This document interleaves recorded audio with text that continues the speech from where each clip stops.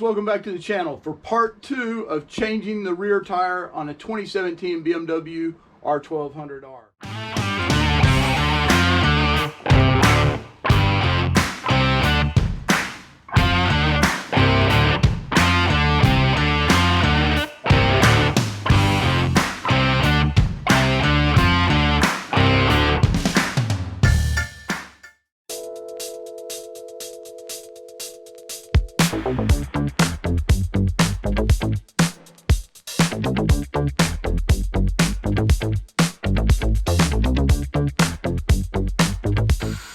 Some guys would replace this valve stem every time. In this particular bike, you're not going to change the valve core. You're not going to change the valve stem on this bike every time, but I give this valve core a good inspection. It's easy enough to change out if I had to. I wouldn't want it to leak out on me on the road, but easy enough to get to if I had to. So, all right, we've got the core out.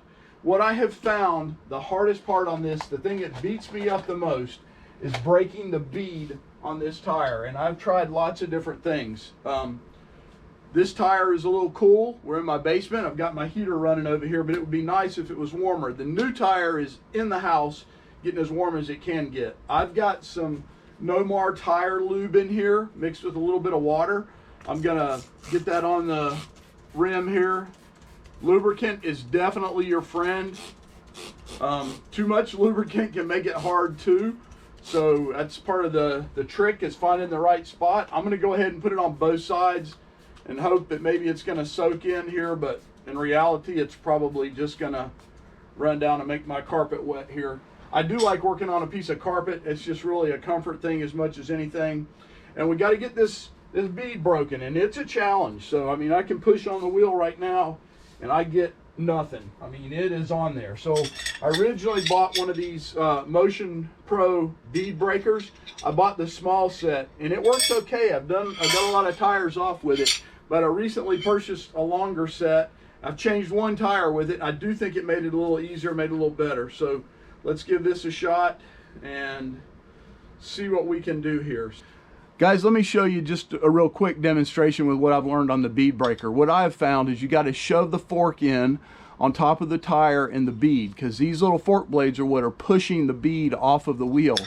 And then you get this kind of pry bar on top of it and start pushing down to separate the bead from the wheel. But what I've found is as I do that, this fork, as I start pressing down, the fork tends to slide back.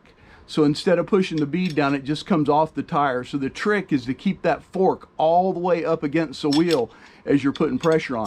A lot easier said than done, I'll just say that.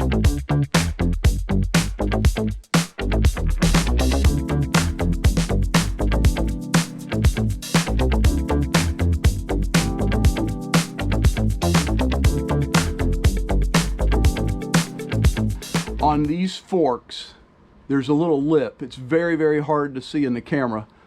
Try to get in there. I think you can see it on the silver pair. Maybe you can see it on the black pair.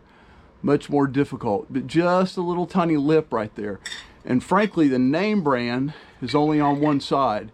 So if you put the name brand up, it puts those little teeth down, which I believe that's intended to catch on the bead and help you keep it in place so it doesn't slide out. But if you put that in backwards, it's not going to catch at all. So I'm almost certain that's what that's intended for. So let me just keep working my way around.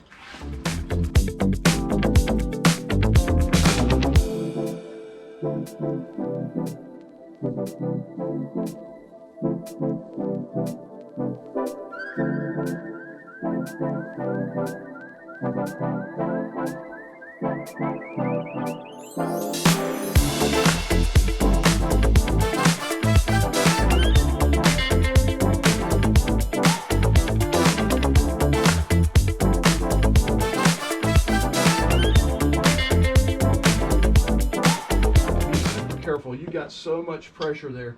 That pops off there when it hits you in the face or in the wrist. All right, the bead just popped off right there. There we go. So now what I have typically found is when the bead does pop off on one side, there you go. It just comes off all the way around.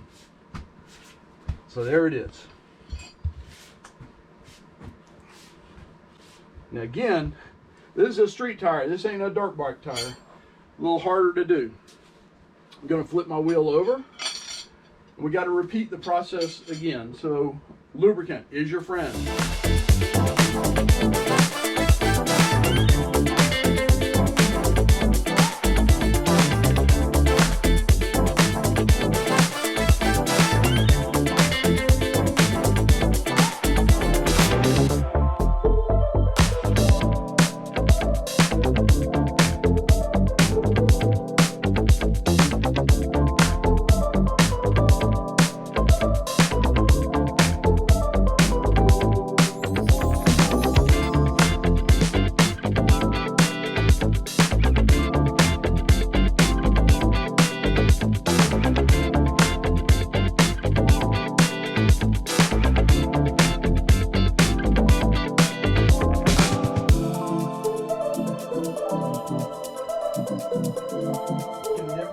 Really close to coming off, it feels like right there.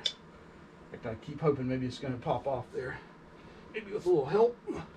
And sometimes, I mean, I'm cautious with doing this, but I think where I am right now, I could probably take a spoon and get in here and pop that off. One of the things I think you have to be really careful about, though, is you could damage your wheel, you could bend your wheel. So I don't recommend doing that. I think it's pretty dangerous, but like I said, I thought I was there, and I am. So the bead just popped off. I was right on that edge. So just hitting it with that spoon just a little bit, broke it loose. So there we go, guys. We have got the bead broken. Now we got to get this baby off. Now I got two choices here. I've done this a couple of ways. I've started the new put the tire on with wire tie methods. You can definitely take the tire off with the wire ties. So far, I've not had too hard a time getting the tire off. It's mounting the tire back that I have found really challenging. So let's try it without it. I'm just going to go with my spoons and see what I get. I've got some old cut up laundry bottles here. The liquid laundry soap, the plastic bottles seem to be really heavy. I like to use those. Now I'm gonna flip this tire back over, and I'm gonna pull this other side off.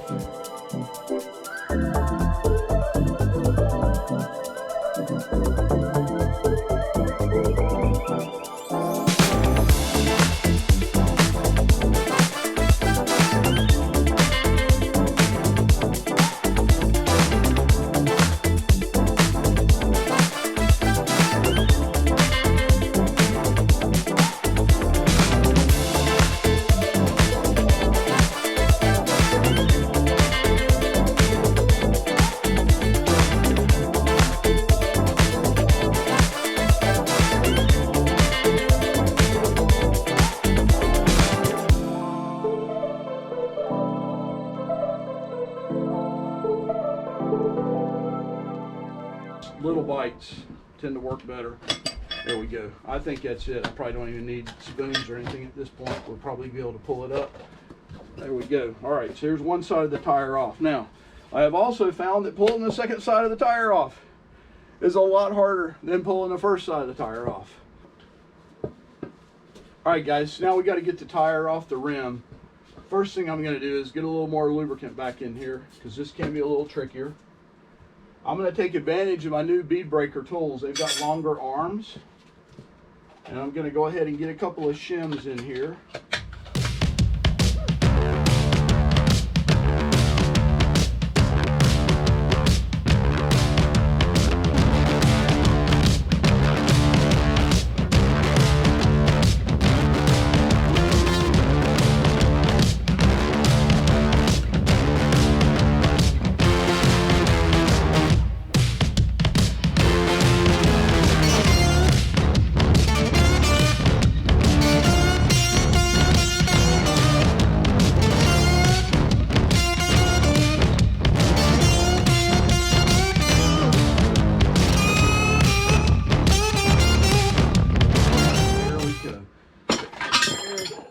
Right there.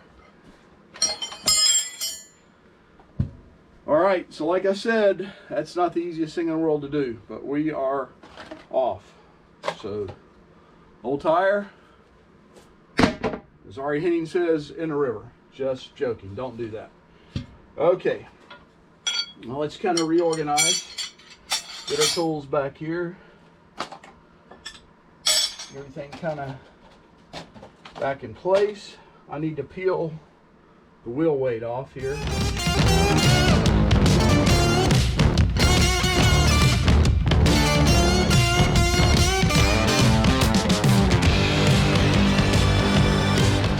I'm going to knock the weights off with a little plastic shim, and I'm going to take some cigarette lighter fluid, which is a really mild solvent, and use that to get the glue off.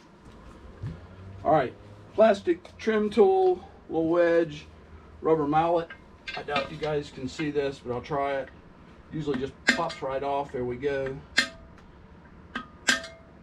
And our weights are off. And again, I know some guys would leave those and try to balance it like that, but I prefer to take it off. And got a little glue in here, so that's what we use a cigarette lighter and the rag for.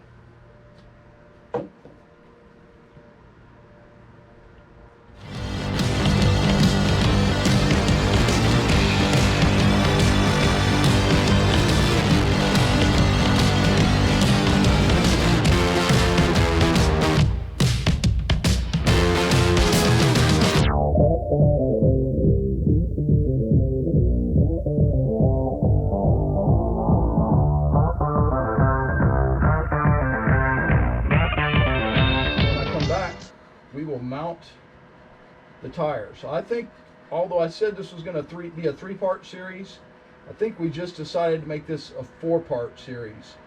So this is the end of part 2, and part 3 is going to be mounting the tire, and then part 4 will be the balance and wheel mount.